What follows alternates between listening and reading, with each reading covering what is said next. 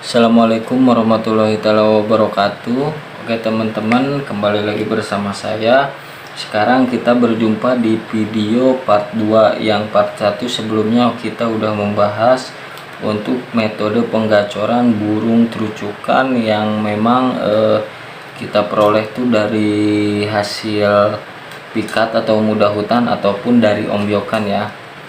Sekarang video di part 2 kita akan bahas cara menggacorkan si burung terucukan ini yang memang notabene-nya kita beli itu udah rawatan dari orang. Semisal kita dari orang tuh rawatannya udah sekitar 2 bulan atau sampai 4 bulan lah gitu, tapi ketika di orang lain si burung udah rajin berkicau, tapi pas kita beli itu di rumah kita tuh malah macet bunyi.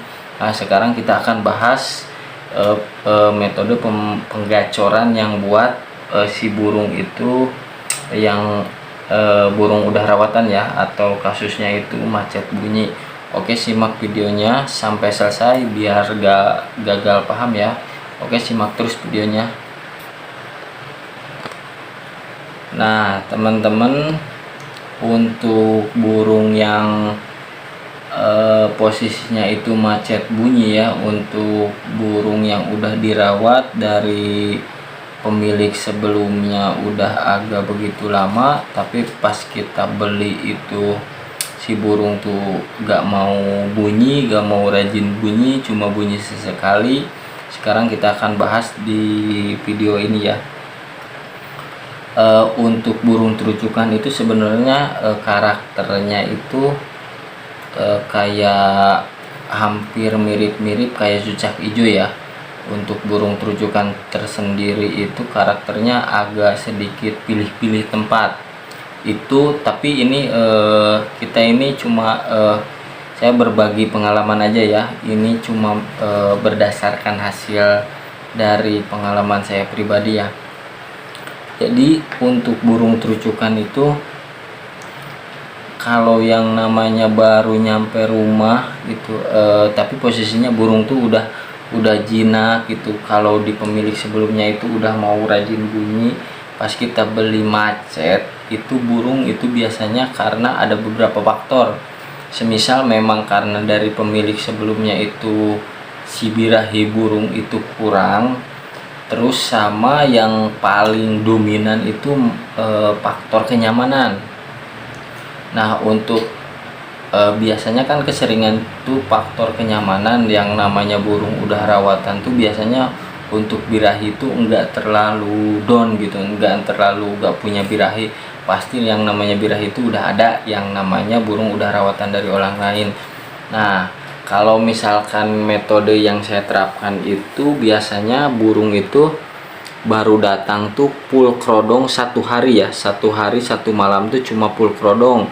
Kalau siang cuma dibuka sletingnya doang. Nah untuk pakan tuh saya menyesuaikan sama perawatan pemilik sebelumnya. Biasanya saya full 1 hari itu krodong, kalau siang cuma dibuka sletingnya. Hari kedua baru saya buka si krodong ya, buka full gitu, dibuka full, kita ablak misalkan di rumah. Nah untuk selanjutnya biasanya itu burung terucukan itu cuma mau bunyi kalau dia itu udah nyaman. Nah untuk hari berikutnya kita biasain, coba teman-teman di rumah itu buat gantungan atau tempat buat si burung, gantung burung itu jangan dipindah-pindah dulu selama 1-2 minggu ya, tergantung kondisi burung juga. Semisal kita bikin dua cantolan buat gantungan burung tuh, satu di luar, satu di dalam. Nah yang harus dipakai itu cuma 2 itu aja doang selama 1 minggu sampai 2 minggu lah kira-kira. Kalau misalkan si burung tuh udah nyaman, semisal digantungin yang di luar satu udah kedengeran rajin bunyi, udah gantungin aja dulu di situ gitu. Semisal burung udah mau bunyi gitu, gantungin di situ 1-2 minggu. Pokoknya patokan untuk burung terucukan yang udah rawatan terus kita bawa dia macet bunyi, patokannya itu aja, bikin gantungan itu jangan dipindah-pindah 1-2 minggu. Itu pokoknya mau bunyi atau enggak bunyi jangan dipindah-pindah sebelum 2 minggu ya. Pasti si burung itu udah ada perubahan lah. Soalnya kan burung juga perlu penyesuaian gitu, penyesuaian dari lingkungan, dari situasi, dari misalkan cuaca. Semisal kita dari pemilik pertama itu cuacanya gak terlalu panas, pas kita beli itu lingkungan atau cuaca di sekitar itu memang panas banget, itu burung itu memang wajar. Kalau kata saya ya, kalau pendapat saya itu burung itu wajar 1-2 minggu itu macet bunyi. Tapi coba aja buat teman-teman terapin metode yang dari saya itu, metode untuk penggantungan burung jangan dulu dipindah-pindah, satu di dalam, satu juga di luar gitu. Jadi setiap sore mau kita masukin gantungannya di situ, pas misalkan kita pagi dari embun sampai sore itu gantungan di luar itu cuma di satu tempat ya. Coba aja buat teman-teman pakai metode itu. Kalau untuk berdasarkan pengalaman burung terucukan beberapa kali saya beli, metode kayak gitu cukup efektif ya buat teman-teman. Contohnya kayak gini nih, kayak gini saya di dalam itu, nah kelihatan nggak?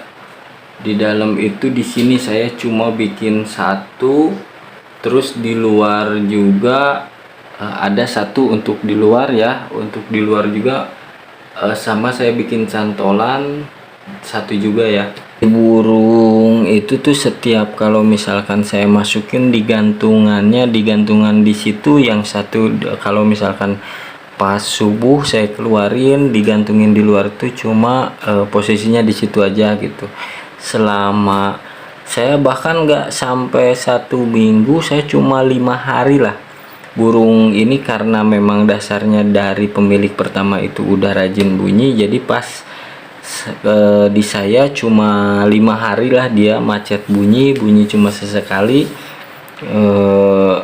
Selebihnya saya terapin metode kayak gitu. Untuk sampai sekarang si burung tuh alhamdulillah dari subuh sore itu udah rajin bunyi lah. Jadi untuk teman-teman bisa juga diterapin metode yang seperti kayak saya lah. Soalnya kalau untuk hasil dari pengalaman saya beli beberapa burung terucukan yang memang udah rawatan, ada yang 3 bulan, ada yang sampai 8 bulan. Ketika saya beli itu macet, saya terapin metode kayak gitu, alhamdulillah ada perubahan ya. Bahkan nggak sampai seminggu si burung itu udah ada perubahan.